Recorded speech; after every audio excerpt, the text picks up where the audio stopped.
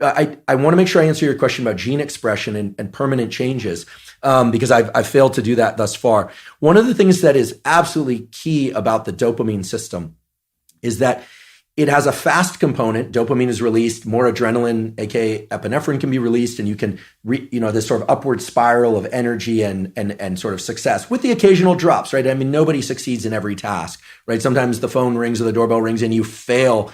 Goodness, you fail to clean the cup. You come home, like, are you going to crash into a puddle of tears? No, you just clean it then and then put it away, right? Of course.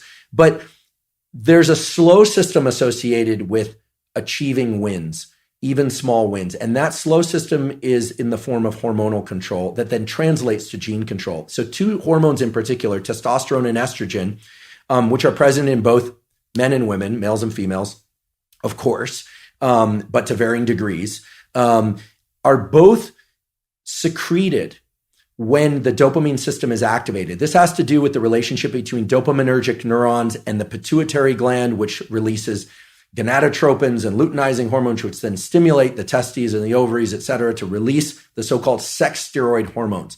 The sex steroid hormones, testosterone and estrogen, of course, are involved in reproductive biology, but they are both vitally important, provided they are in the proper ratios, for motivational biology. And for the following reason: the steroid hormones are so-called lipophilic, and they can cross from the outside of a cell through the cell membrane to actually into the nucleus of a cell and control gene expression.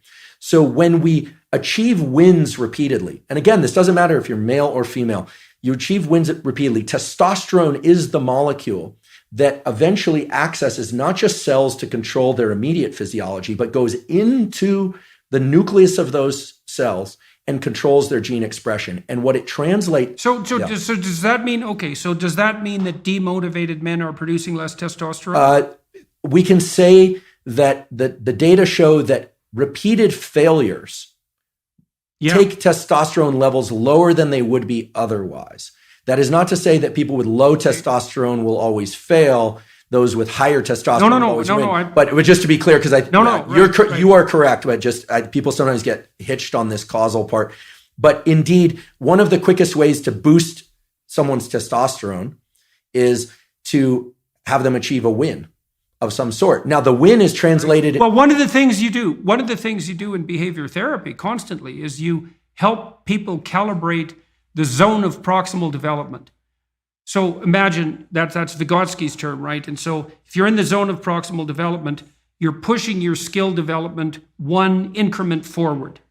And it's one that you can actually manage. And so if you see people who are entirely stymied, we're sort of back to the cup of coffee or the coffee cup example, you want to find something they can do locally this week that would constitute at least a micro win.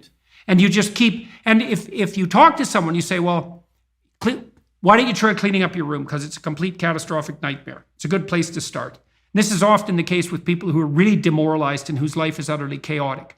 And maybe they come back later and say, well, like I had one client, he just had a child, and he didn't want to mess up this child, but he was living at home. He was like 35 years old. He had a child out of wedlock by accident, but he didn't want to be a useless father. And he was very afraid he was going to be. And he had good reason to. Like, he still lived at home. He lived in his high school bedroom, and it was a complete bloody mess.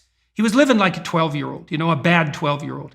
And so I said, well, when was the last time that your carpet was vacuumed? And he said, well, sometimes my mother does it, but it's probably been months. I said, well, why don't you just bring the vacuum cleaner into the room and just vacuum your carpet. That'll be your task for this week. And I knew that was a bigger task than you might think, because he'd been in that room for like 18 years and it was a mess. And so cleaning it up at all was a big deal. He told me that he dragged that bloody vacuum cleaner into the doorway and left it 45 degrees across the doorway and then stepped over it for the whole week without actually using it. Oh my goodness. Yeah, resistance, that was resistance from a psychoanalytic perspective, because he saw the monster and was paralyzed. And so what we did was we reduced the task. I said, look, you've got some drawers in your bureau. They're probably a mess. Do you have a sock drawer? Yes. It said, like, clean up one half of the sock drawer this week. That's it. Just organize it. So you just keep cutting the tasks down week by week until you find the threshold for positive movement forward. And then What's cool about that too is there's a Pareto principle issue associated with it. So if you can find out where the person can start, it isn't linear progress, it's exponential progress forward. And so even if they have to start at a micro level, it doesn't really matter because they get much better at it very, very rapidly as they accrue successes. Maybe that's because they're learning in the way that you described. Okay, so back to the gene regulation. It increases testosterone, the wins. And yeah, so testosterones are associated wins. Winners tend to be able to win more? There's some, et cetera. But, if we want to bring this into the common world, a few years back when I started doing some public facing education, I started getting a lot of questions, especially on YouTube from young males, about pornography and masturbation. And this becomes very relevant here. We have to remember that this dopaminergic system is generalizable to many different behaviors, right? Academic pursuits, sports pursuits, relationship pursuits. But fundamentally, it was, again, I wasn't a consultant at the design phase, but fundamentally, it's tacked into the adaptive survival behaviors. And every species, including ours, has at least two major motivations, which is to protect its young and to make more of itself, to make more young at some level. People can opt out of that, but one of the absolutely pathologic situations for any animal or human is to be able to access repeated dopamine surges without effort or any pursuit that's self-directed or that's directed, I should say. So for instance, cocaine, a drug which potently increases dopamine, or methamphetamine, which potently increases methamphetamine, but doesn't require any sort of adaptive action pursuit except to acquire the drug and spend money on it. No sacrifice. So what ends up happening is the circuit that gets rewarded is only the drug-seeking behavior, and no other behavior will give the kind of potent dopamine release that cocaine or methamphetamine will, which is why they are so pernicious.